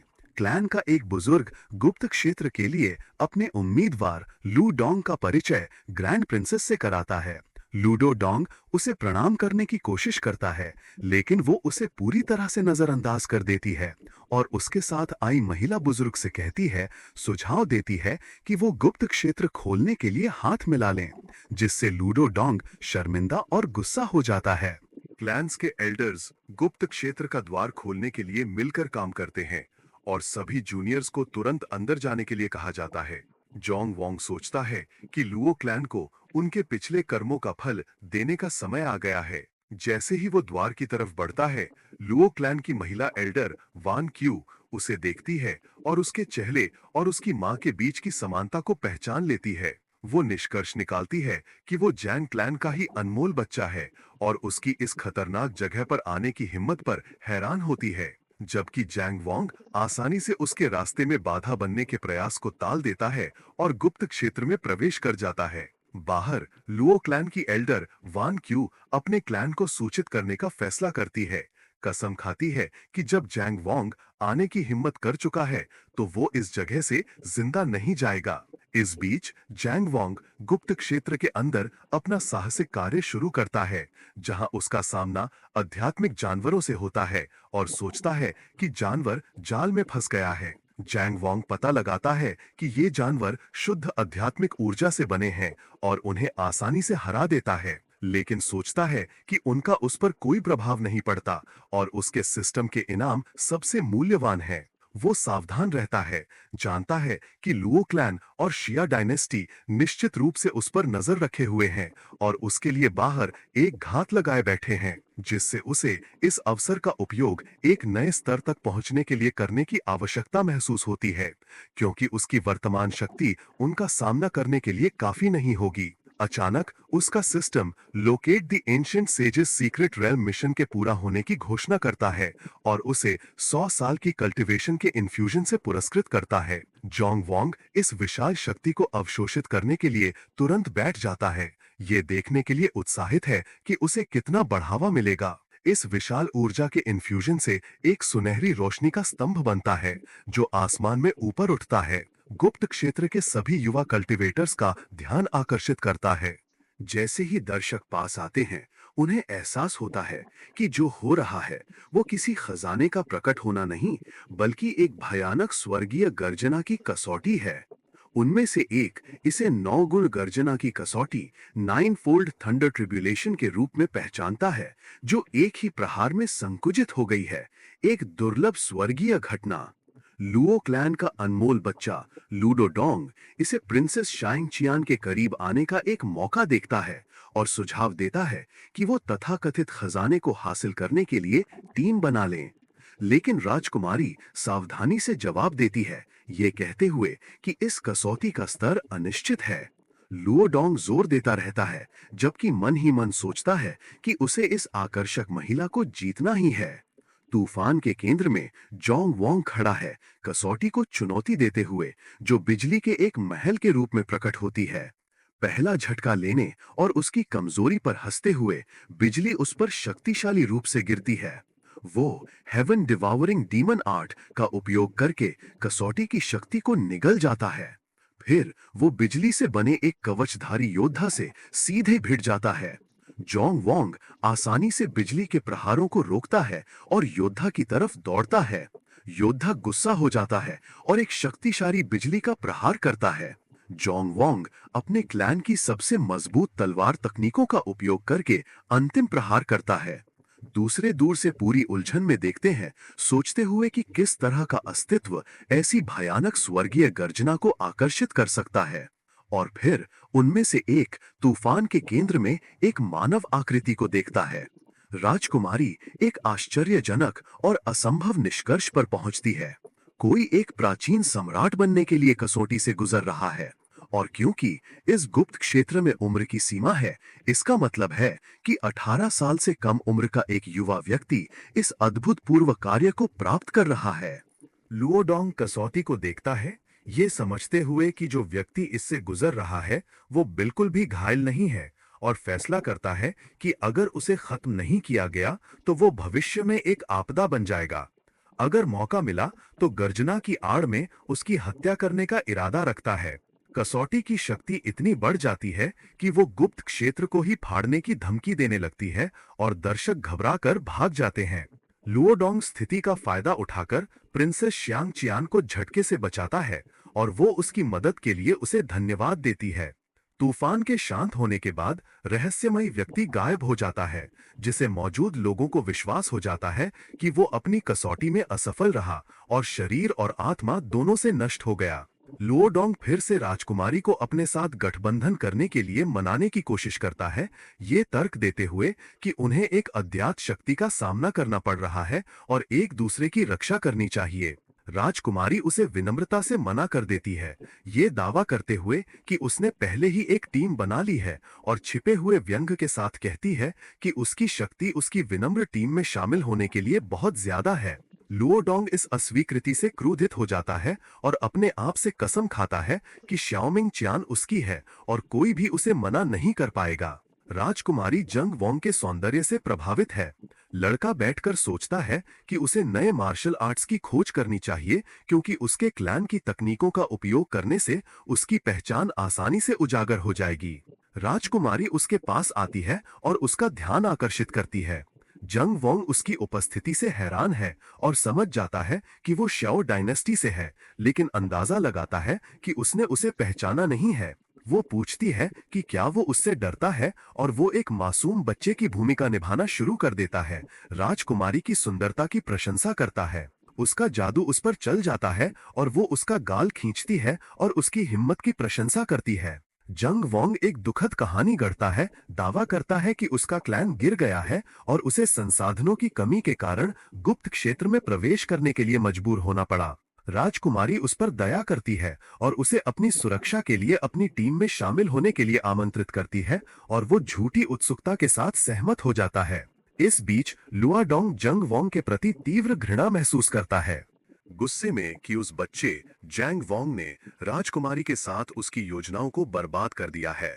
वो राजकुमारी के समूह का पीछा करना शुरू कर देता है। थोड़ी देर बाद एक भेड़िया जैंग वोंग पर हमला करता है। जैंग वोंग हमले को आसानी से पकड़ लेता है, राजकुमारी को हैरान करते हुए, जो उसकी शारीरिक शक्ति पर आश्चर्य करती है। जैंग वोंग मन ही मन सोचता है कि वो अपनी शक्ति को रोक रहा था, और समझ जाता है कि लुओडोंग उनका पीछा कर रहा है। लुओडोंग आखिरकार प्रकट होता है, घोषणा करते हुए कि वो इस क्षेत्र में राजकुमारी के लिए आया था और उसे कैद करने के लिए एंशिएंट ट्रैपिंग पर्ल नामक एक शक्तिशाली वस्तु का उपयोग करता है। जबकि जैंग वोंग मन ही मन वस्तु की शक्ति पर हंसता है, लुओडोंग पागलों की तरह हंसता है, उसके लिए अपनी इच्छा और उसके विशेष एक्सक्विजिट 9 यिन बॉडी का खुलासा करता है, जो जैंग वोंग की रुचि को बढ़ाता है। बाद में आग के पास जैंग वोंग अपना अभिनय जारी रखता है। बिग सिस्टर शिया से कहता है कि वो डरा हुआ है और पूछता है कि क्या वो उसके साथ सो सकता है। राजकुमारी उसे चिढ़ाती है, सोचते हुए कि आध्यात्मिक जानवरों को फाड़ने वाला छोटा रक्षक कैसे डरा हुआ महसूस कर सकता है। वो जोर देता है कि वो सच में डरा हुआ है, उसकी तारीफ करता है और फिर झूठी गंभीरता से पूछता है कि क्या उसका कोई दाव साथी है। राजकुमारी दुख से जवाब देती है कि उसका कोई नहीं है। जैंग वोंग अपना अभिनय जारी रखता है, हैरानी का नाटक करते हुए कि प्रिंसेस श्याओमिंग चियान अपनी सुंदरता और स्थिति के साथ कोई भी उससे शादी नहीं करना चाहता। राजकुमारी उसे समझाती है कि जो पुरुष उसके पास आते हैं उनके हमेशा गलत इरादे और एक छिपा हुआ एजेंडा होता है। जब वो इस एजेंडे के बारे में पूछता है तो वो अपना राज खोलती है। उसे पूछती है कि क्या उसने एक्सक्विजिट 9 बॉडी के बारे में सुना है। वो समझाती है कि ये शरीर उन लोगों के लिए अत्यंत लाभदायक है जो ड्यूअल कल्टीवेशन का अभ्यास करते हैं, और इसी कारण से दुष्ट संप्रदाय ऐसी महिलाओं की तलाश करते हैं जिनके पास ये शरीर हो ताकि वो उन्हें कल्टीवेशन पात्र के रूप में इस्तेमाल कर सकें। जैंग वोंग समझने का नाटक करता है, झूठे गुस्से में अपनी मुट्ठी भींचता है और कसम खाता है कि वो उसे किसी भी बुरे आदमी से बचाएगा जो उसके पास आने की हिम्मत करेगा। राजकुमारी उसकी बचकानी जलन पर मुस्कुराती है और उसे अब आराम करने के लिए कहती है जब वो आग के पास बैठे होते हैं। जैंग वोंग महसूस करता है कि वो आदमी लुओडोंग अभी भी पास में है। लगातार निगरानी से परेशान होकर वो फैसला करता है कि उसे उस जानवर लुओडोंग से जल्दी छुटकारा पाना होगा ताकि कुछ शांति मिल सके, और कैंप से दूर चला जाता है। राजकुमारी चिंता से उसके पीछे जाती है और धीरे से उसे लापरवाह होने और अकेले बाहर जाने के लिए डांटती है। जैसे ही वो उससे माफी मांग रहा होता है, लुओडोंग जो उन्हें जलन से देख रहा था प्रकट होता है और जैंग वोंग पर हमला करता है, चिल्लाते हुए कि वो मौत ढूंढ रहा है। जैंग वोंग शांति से मुड़ता है और उसे बताता है कि वो उसका इंतजार कर रहा था। लुआडोंग जैंग वोंग की तरफ एक हमला करता है। राजकुमारी बीच में आती है और उनके बीच खड़ी हो जाती है। लुआडोंग से पूछती है कि उसका इरादा क्या है। वो दुष्कर रूप से हंसता है, फिर उन्हें बताता है कि उन्हें जल्दी ही पता चल जाएगा और उन पर एंशिएंट ट्रैपिंग पर्ल फेंकता है, उन दोनों को फंसा लेता है। राजकुमारी क्रोधित होती है और उसे धमकी देती है कि वो और उसकी डायनेस्टी उसके इस काम के लिए उसे माफ नहीं करेंगे। उसे युद्ध की घोषणा से बचने के लिए उन्हें छोड़ने की मांग करती है। लुओडोंग उसकी धमकियों को एक मुस्कान के साथ नजरअंदाज करता है और उसे कोशिश करने के लिए आमंत्रित करता है, और राजकुमारी उसे पछताने की चेतावनी देती है। राजकुमारी अपनी डायनेस्टी की बचाव सील को एक्टिवेट करने की कोशिश करती है, लेकिन वो असफल हो जाती है और पर्ल के स्पेस के अंदर टूट जाती है। लुओडोंग उसका मजाक उड़ाता है, समझाता है कि ये पर्ल व्यक्तिगत रूप से उसके पूर्वज वोंग चियन द्वारा बनाया गया था, जिसे स्थानिक नियमों की गहरी समझ है। वो जोड़ता है कि पर्ल प्राचीन सम्राट से नीचे के लोगों के लिए सभी आध्यात्मिक ऊर्जा संचालन को सील कर देता है और उसे चुपचाप आत्मसमर्पण करने की सलाह देता है। स्थिति की गंभीरता को समझते हुए राजकुमारी एक योजना बनाती है और जैंग वोंग से धीरे से कहती है कि वो उसे गुप्त क्षेत्र से बाहर भेजने के लिए एक विधि का उपयोग करेगी। उसे आदेश देती है कि जैसे ही वो बाहर निकले वो उसकी डायनेस्टी की सेनाओं को बुला ले। उसके अपनी योजना को अंजाम देने से पहले लुआडोंग अपना ध्यान जैंग वोंग की तरफ मोड़ता है और उस पर हंसता है, कहता है कि वो वही 5 साल पहले लुओ क्लैन से त्यागा गया बच्चा होना चाहिए। राजकुमारी उलझन में सोचती है कि लुआडोंग के शब्दों का क्या मतलब है। जैंग वोंग शांति से जवाब देता है, 2 बातों को स्पष्ट करते हुए। पहला, वो उस श्रापित लुओ क्लैन से जुड़े होने को सख्ती से नकार देता है, अपना नाम जैंग वोंग घोषित करते हुए। दूसरा, वो लुआडोंग से व्यंग्यात्मक ढंग से पूछता है कि क्या वो सच में सोचता है कि वो पहले ही जीत चुका है। लुआडोंग हंसता है, मौत के कगार पर होते हुए जैंग वोंग को शेखी बघारने के लिए उसका मजाक उड़ाता है और कसम खाता है कि वो अपने क्लैन की ओर से उसकी जान लेगा। राजकुमारी पर्ल की शक्ति के खिलाफ संघर्ष करते हुए लुआडोंग को एक बेशर्म दैत्य कहती है। ये मानते हुए कि स्थिति निराशाजनक है, वो खुद को कुर्बान करने की योजना बनाती है ताकि लुआडोंग का ध्यान भटकाया जा सके, जबकि जैंग वोंग मदद लेने के लिए भाग जाए। लेकिन जैंग वोंग उसकी योजना को अस्वीकार कर देता है, उसे आराम करने के लिए कहता है क्योंकि उसके पास एक सरल योजना है। वो हवा में उठता है, एक शक्तिशाली सुनहरी ऑरा से घिरा हुआ। लुआडोंग को हैरानी में छोड़ देता है, ये समझने में असमर्थ कि वो पर्ल के अंदर फंसे हुए भी आध्यात्मिक ऊर्जा का उपयोग कैसे कर सकता है। जैंग वोंग उस वस्तु पर हंसता है, उसे एक टूटा हुआ मोती कहता है और फिर अपने हाथ के एक साधारण झटके से उस पर लगाई गई सीमाओं की शक्ति को तोड़ देता है। वो तुरंत लुओडोंग के सामने प्रकट होता है और उसे कहता है कि उसे नीचे देखा जाना पसंद नहीं है। फिर उसके माथे पर अपनी उंगली से टैप करता है। ये साधारण ताप लुओडोंग की आध्यात्मिक ऊर्जा को नष्ट कर देता है और उसकी हड्डियां टूट जाती हैं और वो जमीन पर गिर जाता है। राजकुमारी इस दृश्य को हैरानी से देखती है जब लुओडोंग पूरी तरह से बेबस होकर जमीन पर गिर जाता है, चिल्लाते हुए कि जो हो रहा है वो असंभव है। जैंग वोंग उसके ऊपर खड़ा होता है और व्यंग्यात्मक ढंग से पूछता है कि क्या वो अब लुओ क्लैन के त्यागे हुए बच्चे की शक्ति से संतुष्ट है। लुओडोंग अपनी जान की भीख मांगता है, कसम खाता है कि वो किसी को नहीं बताएगा कि क्या हुआ। जैंग वोंग घृणा से जवाब देता है, पूछता है कि क्या वो सोचता है कि वो लुओ क्लैन से डरता है, और ऐलान करता है कि वो वयस्क होने से पहले उनसे व्यक्तिगत रूप से मिलेगा और अभी के लिए वो सिर्फ कुछ ब्याज वसूल करेगा। वो लुओडोंग के शरीर में एक सुनहरा ऊर्जा का कोर लगा देता है। लुओडोंग दर्शत में उससे पूछता है कि उसने उसके साथ क्या किया है। जैंग वोंग समझाता है कि वो खून का प्यासा नहीं है, क्योंकि उसकी मां ने उसे दया सिखाई है, और इसलिए वो उसे 3 अगरबत्तियों के जलने के समय के अंदर अपने पूर्वज तक पहुंचकर सुनहरा कोर निकलवाने का मौका देगा। और अगर वो सफल हो जाता है तो शायद वो जिंदा बच जाए। राजकुमारी जैंग वोंग को चेतावनी देने की कोशिश करती है कि लुओडोंग को छोड़ने से उस पर और जांग परिवार पर आपदा आएगी। जैंग वोंग उसे विश्वास दिलाता है कि वो छोटा चोर भाग नहीं पाएगा। जैसे ही लुओंग बदला लेने और जांग परिवार के विनाश की धमकियां चिल्लाते हुए भागता है और जैंग वोंग के शरीर की हर हड्डी को कुचलने की कसम खाता है, जैंग वोंग शांति से 3 से गिनती शुरू करता है। जब वो 1 तक पहुंचता है, लुआडोंग दूरी पर फट जाता है। जैंग वोंग हैरान राजकुमारी की तरफ मुड़ता है और मुस्कुराते हुए कहता है कि वो दया दिखाने के बारे में मजाक कर रहा था और वो अपनी मां की बात कम ही सुनता है। घटनाओं को देखने के बाद प्रिंसेस शियांग चियान अपने आप से इस बात की पुष्टि करती है कि ये जैंग क्लैन का दिव्य बच्चा है। उसे अपने पिता के सगाई तोड़ने पर लगातार पछतावे की याद आती है और सोचती है कि ये मुलाकात चीजों को आसान करने का एक मौका हो सकती है। वो विस्फोट की जगह पर एक साथ जाते हैं। जैंग वोंग दिव्य बच्चे के खिताब को कम महत्व देता है, दावा करते हुए कि उसकी कल्टीवेशन जन्म से ही मजबूत थी और बस थोड़ी सी हलचल मचा दी।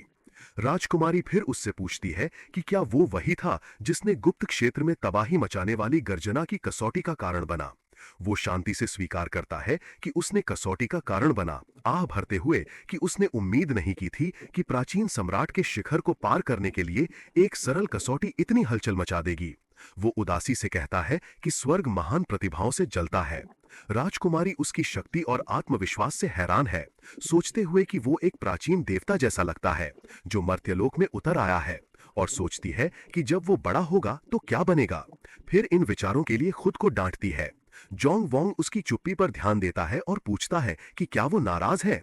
वो उससे इकरार करता है कि उसने शुरू में उसे जानबूझकर अपने पास रखा था, ताकि उसे लुआडोंग को लुभाने और खत्म करने के लिए एक चारे के रूप में इस्तेमाल कर सके। वो उसे विश्वास दिलाती है कि वो एक छोटी सोच वाली व्यक्ति नहीं है और गुस्सा नहीं है। इसके विपरीत उसे उसका धन्यवाद करना चाहिए कि उसने उसे एक छुपे हुए खतरे को हटाने में मदद की, और जोंग वोंग राहत के संकेत दिखाता है। बाद में आग के पास राजकुमारी उन अफवाहों पर विचार करती है कि जैंग क्लैन का चिलियन बेटा एक महान प्राचीन सम्राट का पुनर्जन्म हो सकता है, और अब महसूस करती है कि उन अफवाहों का सच में कोई आधार है। वो उसकी अपार प्रतिभा, चतुराई और वाक्पटुता पर आश्चर्य करती है। निष्कर्ष निकालती है कि उसकी पीढ़ी में कुछ ही लोग उसकी तुलना कर सकते हैं। जैंग वोंग उसके विचारों को तोड़ता है और एक मासूम बच्चे की अपनी भूमिका में वापस आ जाता है, जोर से सोचते हुए कि भविष्य में बड़ी बहन शिया से शादी करने वाला भाग्यशाली कौन होगा, जिससे वो घबरा जाती है और उसके अजीब सवालों पर हैरान होती है। इसके बाद उसकी बातचीत गंभीर हो जाती है। वो उसे चेतावनी देती है कि वो लुओ क्लैन के साथ स्थिति की गंभीरता को नहीं समझ रहा है। समझाती है कि लुओडोंग उनके सीधे वंश का था और उनके पूर्वज इस मामले को शांति से नहीं छोड़ेंगे। वो उसे उस घाट की भी याद दिलाती है जो उसकी डायनेस्टी और लुओ क्लैन ने गुप्त क्षेत्र के बाहर उसके लिए बिछाया है। जैंग वोंग अवहेलना से जवाब देता है, कहता है कि वो लुओ वोंग को एक ही हथेली के प्रहार से मार देगा, और राजकुमारी उसके अति विश्वास को चुनौती देती है। पूछती है कि जब लुओ क्लैन की असली शक्ति उस पर उतरेगी तो वो क्या करेगा। समझाती है कि क्लैन के पास उसे भगाने में मदद करने के लिए कई शक्तिशाली विशेषज्ञ हैं। वो उसे अपने पिता से एक आध्यात्मिक खजाना देती है जो उसकी ऑरा को छिपा सकता है। वो जोर देती है कि वो इसे ले, कहती है कि उसने उसकी मदद की और ग्रेट जिया डायनेस्टी जरूरी नहीं कि हमेशा उसकी दुश्मन बनी रहे। जैंग वोंग तोहफा स्वीकार करता है, लेकिन अपनी स्थिति स्पष्ट करता है। उनकी दोस्ती व्यक्तिगत है, लेकिन वो उसकी डायनेस्टी के प्रति कोई सद्भावना नहीं रखता, और वो जनरल वुई को उसकी मां का अपमान करने और उसके क्लैन के साथ गलत करने के लिए सजा दिलाने की कसम खाता है। एक आश्चर्यजनक कदम में राजकुमारी उससे पूछती है, क्या होगा अगर हम वुई को सौंप दें? प्रिंसेस सिया की बातें सुनने के बाद जंग वोंग सवाल करता है कि क्या उसके पास सच में इसके लिए अथॉरिटी अधिकार है। वो जवाब देती है कि उसके पिता को लुओ फैमिली ने धोखा दिया था और यही वजह थी उसके जंग वोंग सगाई तोड़ने की। वो कहती है कि अगर वुकुई को सौंप देने से जंगलान और ग्रेट साया डुबिन डायनेस्टी के बीच रिश्ते आसान हो जाते हैं, उसके पिता ह्यूमन एम्परर इस फैसले से जरूर सहमत होंगे। आगे कहती है कि वो अपना जेट पेंडेंट भी देने को तैयार है उसे। आरएमसी उसे बड़ी बहन सिया कहता है कि उसने सिया ने पहले ही उसकी एमसी की पीक एंशिएंट एम्परर रेल्म की ताकत अपनी आंखों से देखी है और समझाता है कि यही वजह थी कि उसने विश्वास किया कि ह्यूमन एम्परर शायद वुई को सौंप देंगे रिश्ता फिर से जोड़ने के लिए। लेकिन वो आर्ग्यू करता है कि उसके सिया के पिता ने उसे एमसी को कभी पर्सनली नहीं देखा है और बाकी दुनिया भी उसके कारनामों की अफवाहों पर विश्वास नहीं करती है। वो कहते हैं कि वो एमसी तो बस लू क्लैन का एक छोड़ दिया गया बच्चा था जिसके पास थोड़ा टैलेंट था। वो अब दावा करती है कि ये चिंता सिर्फ वुई के मामले के लिए है और पूछती है कि क्या वो उसका जेट पेंडेंट लेने से मना कर रहा है, जिस पर वो जवाब देता है कि वो सिया ग्रेट सिया की सबसे बड़ी राजकुमारी है और उसका हर कदम अनगिनत आंखों द्वारा देखा जाएगा। वो कहता है कि वो उन लोगों को उसके सिया के फैसले को तुक्का फ्लूक नहीं कहने देगा और किसी भी मजाक को उसकी इज्जत डिग्निटी को बेइज्जत नहीं करने देगा। अपने बारे में कहते हुए वो कहता है कि वो नहीं चाहता कि जो किस्मत उसने सही वो उसकी दोस्त सहे। इसके बाद वो उसे जेट पेंडेंट वापस कर देता है। प्रिंसेस सिया अब शर्मा जाती है जब एमसी उसे दोस्त कहता है। अपनी छाती थपथपाते हुए वो एमसी मजबूती से कहता है कि वो उसके एक्शन समझता है और इसी वजह से वो उसका गिफ्ट हल्के में नहीं ले सकता और अगर उसने ऐसा किया तो इससे सिर्फ उसका आत्मसम्मान सेल्फ रिस्पेक्ट बर्बाद होगा।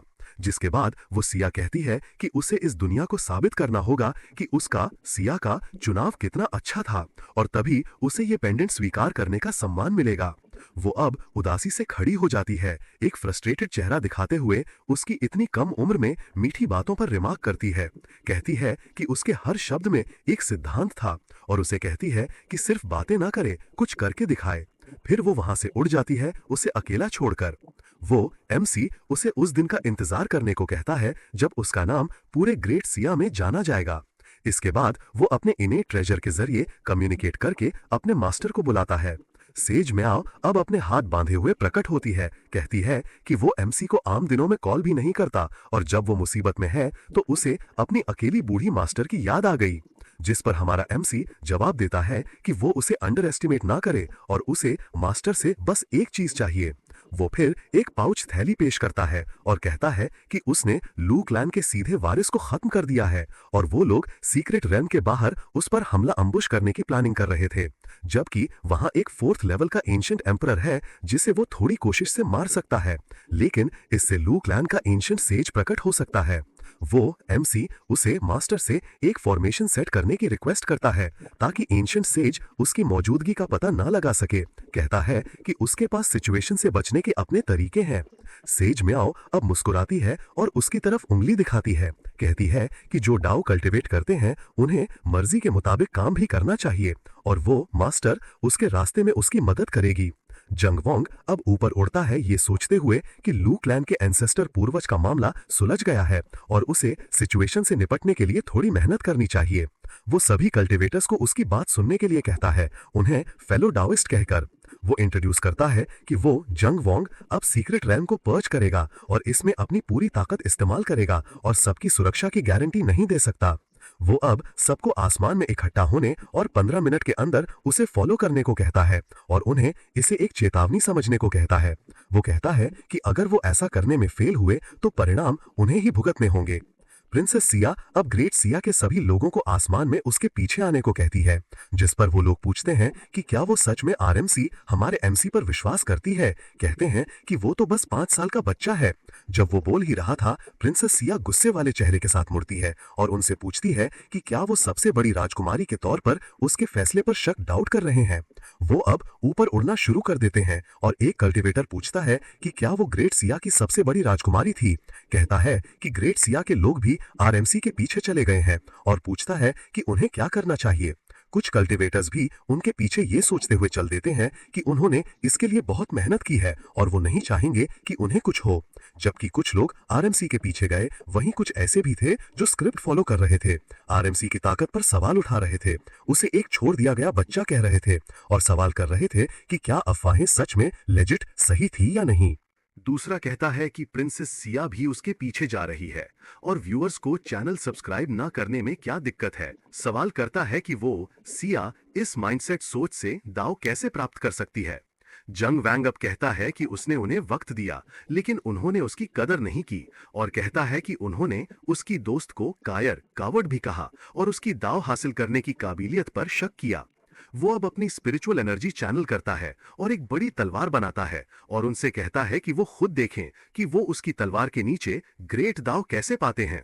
इसके साथ वो तलवार को नीचे की तरफ स्लैश करके सीक्रेट रेल्म को चीर देता है, जमीन को दो हिस्सों में बांट देता है और उसे तबाह कर देता है। सभी स्पिरिचुअल बीस्ट्स अब मर चुके थे और बचे हुए कल्टिवेटर्स डर के मारे भाग जाते हैं। जो कल्टिवेटर्स पीछे आए थे वो हैरानी से सोचते हैं कि क्या ये सिर्फ एक बच्चे ने किया है और ये किस तरह की ताकत थी। प्रिंसेस सिया भी सोचती है कि क्या ये वो ताकत थी जो वो उसके पिता को दिखाना चाहता था। उसका मुंह अभी भी खुला हुआ है और फिर वो रिकॉर्ड करने के लिए एक रिकॉर्डिंग स्टोन निकालती है। इस सीन को जंग वैंग अब कुछ स्पिरिचुअल एनर्जी एब्जॉर्ब करता है और फिर अपनी स्पिरिचुअल एनर्जी को रिस्टोर पूरा करता है। उन सब का शुक्रिया ग्रैटिट्यूड अदा करते हुए जिन्होंने उस पर विश्वास किया, वो उन्हें इस स्पिरिचुअल पावर को आपस में बांटने को कहता है क्योंकि वो लालची इंसान नहीं है। सभी कल्टिवेटर्स अब अपना आभार व्यक्त करते हैं और एब्जॉर्प्शन शुरू कर देते हैं। आरएमसी प्रिंसेस सिया को बुलाता है और उसे बताता है कि उसने उसके एडवांसमेंट तरक्की के लिए जरूरी स्पिरिचुअल पावर पहले ही सेट कर दी है, उसे लेने को कहता है। वो रिमार्क करती है कि ये वाकई अजीब था कि उसने उसका जेड पेंडेंट एक्सेप्ट नहीं किया और अब उसे स्पिरिचुअल पावर एक्सेप्ट करने को कह रहा है, जिस पर वो एमसी उसे जल्दबाजी न करने को कहता है कि उसे रिकॉर्डिंग स्टोन अपने हाथ में पकड़े रहना चाहिए। कहता है कि जो आगे होने वाला है वो मेन इवेंट है, जिसके बाद वो सीक्रेट रेल्म को फाड़कर खोलना शुरू कर देता है।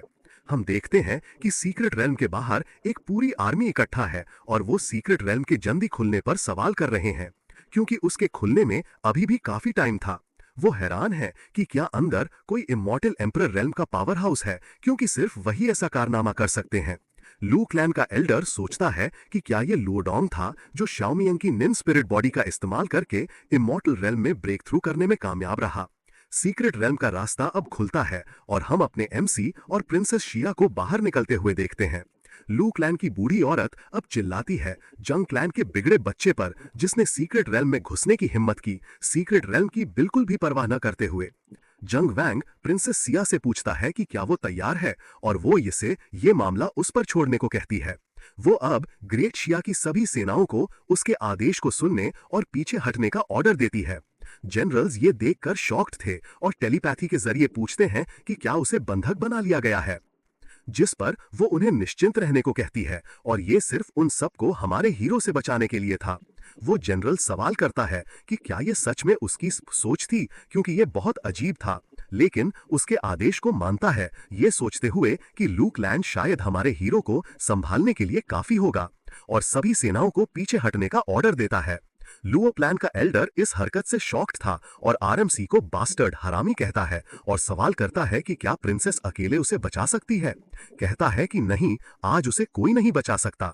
जंग वैंग अब लू क्लैन की तरफ मुड़ता है, कहता है कि जैसा कि उसने लुओ क्लैन के लोगों से उम्मीद की थी, वो एक बच्चे को भी नहीं बख्शेंगे और ऐसी बेकार की साजिशें करना बंद करें, भले ही ये सिर्फ एक बच्चे से निपटने के लिए हो। उनका मजाक उड़ाते हुए कि जब उन्होंने उसे इनवाइट किया है, Who could he refuse their offer? Elder अब उसके दावों से गुस्सा होकर उसे घमंडी कहती है और फिर लू क्लैन के सभी सोल्जर्स को उसके आदेशों को मानने का कमांड देती है। कहती है कि एक 5 साल के बच्चे के लिए उन्हें ग्रेट शिया डायनास्टी से किसी मदद की जरूरत नहीं होगी और उन सबको उसे एमसी को मारने का ऑर्डर देती है। अपना हाथ हिलाते हुए वो सोल्जर्स पर चिल्लाती है जो एक साथ आदेश मानते हैं। वो सभी आसमान और जमीन की विशालता को जाने बिना उस जोड़ी की तरफ दौड़ पड़ते हैं। कुछ कल्टिवेटर्स जो सीक्रेट रेल्म के बाहर खड़े थे, वो इस गड़बड़ मेस के कारण डर गए थे जिसमें वो फंस गए थे। सवाल कर रहे थे कि क्या वो ये लुओ क्लैन सच में ऐसा कर रहे हैं और ये हद से ज्यादा हो रहा है, क्योंकि भले ही वो एक लड़के को मार दें, उन्हें कम से कम ग्रेट शिया डिवाइन डायनास्टी के लोगों को झगड़ा शुरू करने से पहले उस जगह से जाने देना चाहिए। लू क्लैन की एल्डर अब अपनी मुट्ठी भींचती है और एक स्पिरिचुअल वेव बनाती है। कहती है कि वो कल्टिवेटर बहुत ज्यादा बोलता है और उसे उनके क्लैन के लिए ऐसे शब्द बोलने के लिए मरना चाहिए। फिर वो उस पर हमला करती है, उस बेचारे कल्टिवेटर को कुचल देती है। बाकी सभी सिया और दूसरे मौजूद कल्टिवेटर्स तेजी से पीछे हटते हैं, एक बार फिर सीक्रेट रेल्म के अंदर चले जाते हैं। पीछे मुड़कर हमारे एमसी की किस्मत को देखते हुए, जो बाहर बिना उनके किसी भी एक्शन पर रिएक्ट किए खड़ा था, लू क्लैन की एल्डर अब तेवर चढ़ाते हुए सीधी खड़ी होती है और कहती है कि हमारे हीरो को यहाँ से जिंदा जाने के सपने देखना बंद कर देना चाहिए, क्योंकि ग्रेट शिया के दोनों जनरल्स भी उसकी मदद नहीं कर सकते, क्योंकि उन्होंने अभी अभी इमॉर्टल एम्परर रेल्म में प्रवेश किया है, जबकि वो बूढ़ी औरत इमॉर्टल रेल्म के चौथे हेवन तक पहुंच चुकी है सालों पहले। कहती है कि अगर वो दोनों एक साथ आ भी जाएं तो भी वो उसका मुकाबला नहीं कर सकते। फिर वो उससे कहती है कि बस ये बताए कि उनके यंग मास्टर लुओडोंग के साथ क्या हुआ। अगर वो उसके जवाब से संतुष्ट हुई तो वो शायद उसकी पूरी लाश छोड़ देगी। अब अपने हाथ में एक बैग पकड़े हुए वो उसे एल्डर को दिखाता है और अपना सर खुजाते हुए कहता है कि वो बेकार कचरा, यूजलेस पीस ऑफ ट्रैश था। उससे सवाल करता है कि क्या ऐसा था। वो फिर आगे कहता है कि इस थैली में शायद अभी भी उसकी कुछ राख हो। उसे पाता एल्डर को कहता है कि वो खुद आकर उठा ले। बूढ़ी औरत अब अपने दांत पीसते हुए गुस्से से आरएमसी को घूरती है, उसे बास्टर्ड कहती है, उससे सवाल करती है कि उसकी हिम्मत कैसे हुई ऐसा जुर्म करने की। आरएमसी उसे इग्नोर करते हुए अपनी स्पिरिचुअल एनर्जी चैनल करना शुरू कर देता है। बूढ़ी औरत अब लुओ प्लान सोल्जर्स को एक साथ हमला करने को कहती है कि वो खुद हमारे एमसी की हड्डियों को राख में मिलाना चाहती है। इस बीच आरएमसी प्रिंसेस शिया को एक अगरबत्ती देता है, कहता है कि लू क्लैन के लोगों के पास जिंदा रहने के लिए सिर्फ एक अगरबत्ती जलने जितना वक्त है। उन्हें अपनी आंखों के सामने कीड़े कहता है और कहता है कि वो जीने से थक चुके हैं। दूसरी तरफ वो अपनी इन्नेट स्पिरिचुअल एनर्जी निकालता है, जबकि प्रिंसेस सिया अभी भी उसके रिमार्क पर हैरान है। एल्डर अब आगे बढ़ती है, आरएमसी को पकड़ने के लिए अपना हाथ बढ़ाती है, उसे मारने के लिए कहती है, जिस पर वो कॉन्फिडेंस से कहता है, अपने मास्टर को एक्शन लेने के लिए बुलाता है। सेज मियाओ अब अपने स्पिरिचुअल फॉर्म में प्रकट होती है, जो पहले से ही इन्नेट ट्रेजर पर खुदा इनग्रेव्ड हुआ था, और shadow shifting spirit ceiling formation नाम का एक फॉर्मेशन सेट करती है। इसे लॉक करते हुए स्पिरिचुअल एनर्जी चैनल करती है और हम देखते हैं कि आसमान अब जंजीरों से ढक गया था। हमारा एमसी इसे एक संतुष्ट मुस्कान के साथ आजादी से कंट्रोल कर सकता था अपने चेहरे पर। वो कहता है कि उनकी बर्बादी नजदीक थी। एल्डर वाकई इस सीन से दहशत में थी, डर उसके चेहरे पर साफ दिख रहा था। पूछती है कि ये किस तरह का फॉर्मेशन था, क्योंकि इसमें एक सेंट की ताकत थी। उसकी आंखें अभी भी सदमे में थी, विश्वास नहीं कर पा रही थी। उसकी मौत अब उसकी आंखों में थी। हमारा हीरो अब एक पागल की तरह मुस्कुराता है, कहता है कि मौजूद सभी लूकलैंड के लोग मरेंगे, उन्हें कीड़े कहता है। वो अब अपनी मुट्ठी भींचता है, अपना हेवन डिवावरिंग डेमोनिक आर्ट जारी करता है। एक काली औरा एक घातक प्रेजेंस के साथ उसे घेर लेती है। लुओ क्लैन के सोल्जर्स अभी भी उसकी तरफ बढ़ रहे हैं, बिना ये जाने कि क्या हो रहा है।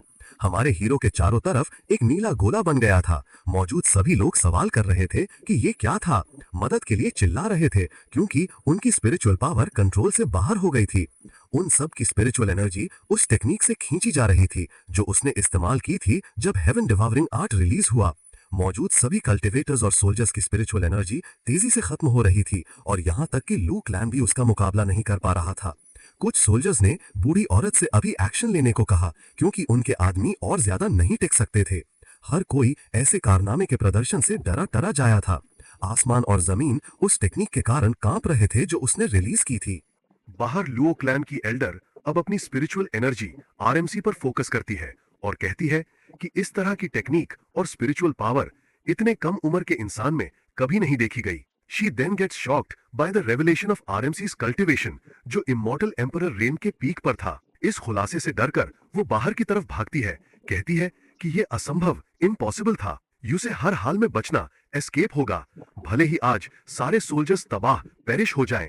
इसकी खबर उनके एंसेस्टर तक जल्द से जल्द पहुंचनी चाहिए। जिंदा बचने की चाहत में वो सभी सोल्जर्स को पीछे छोड़ देती है और हमारे हीरो से दूर भागने लगती है। यूसे भागते हुए देखकर जैंग वैंग मुस्कुराता है, स्मर्क्स करता है और कहता है कि उसने सोचा था कि वो भागने से पहले कम से कम कुछ वार तो करेगी। लुओ क्लैन की एल्डर अभी भी डर के मारे भाग रही है। सोचती है कि वो उस फॉर्मेशन से लगभग बाहर आ गई थी जो हमारे हीरो ने सेट किया था, और भला एक मामूली बच्चा इमॉर्टल एम्परर रेन के पीक पर कैसे हो सकता है। खुद से सवाल करती है कि उसने यानी एल्डर ने सैकड़ों सालों तक कल्टीवेशन किया है और सिर्फ इमॉर्टल एम्परर रेन के चौथे लेवल तक पहुंची है। पूछती है कि किस आधार पर उसके यानी एमसी के पास इसके पीक पर पहुंचने की योग्यता है, और वो भी सिर्फ 5 साल का बच्चा होकर। अपने दांत पीसती है, अभी भी अपने ख्यालों में ये ध्यान दिए बिना कि आरएमसी अब उसके सामने था।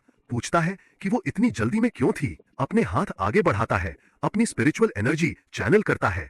एल्डर अब उसे घमंडी ना होने को कहती है और अपनी खुद की टेक्निक रिलीज करती है, जो एक विशाल हथेली ह्यूज पाम थी। ये हमला सिर्फ दिखावा था, उसमें कोई दम नहीं था। हमारा एमसी आराम से अपने हाथ बढ़ाता है, बूढ़ी औरत को पकड़ लेता है, सवाल करता है कि क्या उसने यानी एल्डर ने कहा था कि वो एमसी सच में घमंडी था। कहता है कि वो एमसी मुश्किल से इतना टैलेंटेड है कि लुओ क्लैन की आधी प्रेजेंस जो उन्होंने और उसने अभी दिखाया था कि बराबरी कर सके। अपने डिमोनिक डिवावरिंग आर्ट का इस्तेमाल करते हुए वो उसकी स्पिरिचुअल एनर्जी एब्जॉर्ब कर लेता है, जिससे उसके हाथ काले पड़ जाते हैं। इस वजह से वो दर्द में जोर से चिल्लाती है उसको देखकर। वो कहता है कि वो उसकी उम्र का लिहाज करेगा और उसे जल्द ही खत्म कर देगा। अपने हाथ के एक इशारे से वो एक स्पिरिचुअल एनर्जी रिलीज करता है, जिससे एक स्पिरिचुअल तलवार बनती है। एक spiritual sword of light 9 heavens उसे नीचे की तरफ स्लैश करती है। तलवार तेजी से उसकी एल्डर की तरफ बढ़ती है, जिसके पास बचने के लिए 1 सेकंड का भी वक्त नहीं था। उसकी मौत नजदीक थी। वो चिल्ला रही थी कि वो अपना अंत ऐसा नहीं चाहती। हमला अब उसके ऊपर गिरता है, सिर्फ खून का तालाब छोड़ जाता है, यहाँ तक कि उसके अवशेष भी नहीं। ग्रेट शिया डायनेस्टी के सोल्जर्स अभी भी ऊपर से इस कत्लेआम को देख रहे हैं और कहते हैं कि इस लेवल की ताकत सिर्फ इमॉर्टल एम्परर रेन के पीक पर ही हासिल की जा सकती है, और अगर प्रिंसेस शिया ने उन्हें पीछे हटने का आदेश नहीं दिया होता तो उनका भी वही अंजाम होता जो लुओ क्लैन की एल्डर का हुआ। कुछ कल्टीवेटर्स कहते हैं कि वो सच में बच गए, और दूसरे कहते हैं कि ये एक इमॉर्टल एम्परर पावर हाउस की ताकत थी। और ये सोचना अजीब है कि जिसने सीक्रेट रेल में ट्रिब्यूलेशन को पार किया वो सिर्फ एक बच्चा था। जनरल वुई अपने दांत पीसते हुए सोचता है कि लुओ क्लैन, जिसने जैंग वैंग को कचरा समझकर निकाल दिया था, वो अब सिर्फ 5 साल की उम्र में इमॉर्टल एम्परर रेन के पीक पर पहुंच गया है। कहता है कि उन्होंने यानी लुओ क्लैन ने उसे कई बार गुमराह किया। आरएमसी उड़ने वाली नाव की तरफ बढ़ता है, फिर वो लैंड करता है और कमांडर को सीनियर कहकर सलाम करता है। कहता है कि वो उन गुनहगारों को मारने में बिजी था जिन्होंने उसकी मां की बेइज्जती की थी और उनकी मौजूदगी पर ध्यान नहीं दिया। उन्हें कहता है कि वो उनसे दिल से माफी मांगता है। ग्रेट सिया का कमांडर आरएमसी को उठने के लिए कहता है कि उसने यानी कमांडर ने उसके अद्भुत एक्सेप्शनल टैलेंट के बारे में बहुत पहले से सुना था और आज उसने सच में ये नजारा अपनी आंखों से देखा है। कमांडर अब उसके आने का मकसद पूछता है और सबसे बड़ी राजकुमारी यानी एल्डेस्ट प्रिंसेस के इस लड़ाई को रिकॉर्ड करने का कारण पूछता है, जो एक तरफा कत्लेआम के अलावा कुछ नहीं था। हमारा एमसी अब अपनी नजर उसके यानी सिया के हाथ में स्पिरिचुअल स्टोन की तरफ करता है। खुद सीधा खड़ा होता है, कहता है कि यह जाहिर है कि ह्यूमन एम्परर के साथ उसके यानी एमसी और प्रिंसेस शिया के बीच मैरिज कॉन्ट्रैक्ट यानी शादी के समझौते के बारे में बात करनी है। वो पूछता है कि क्या वो उसे पहले वाला स्पिरिचुअल जेड पेंडेंट दे सकती है। वो इस सवाल से काफी शॉक्ड थी। पूछती है कि क्या ये सच में अभी इसका समय है, जिस पर वो रिकॉर्डिंग स्टोन की तरफ इशारा करते हुए कहता है कि ये मैसेज ह्यूमन एम्परर के लिए था। उसे ग्रेट सिया का बूढ़ा गाइजर कहते हुए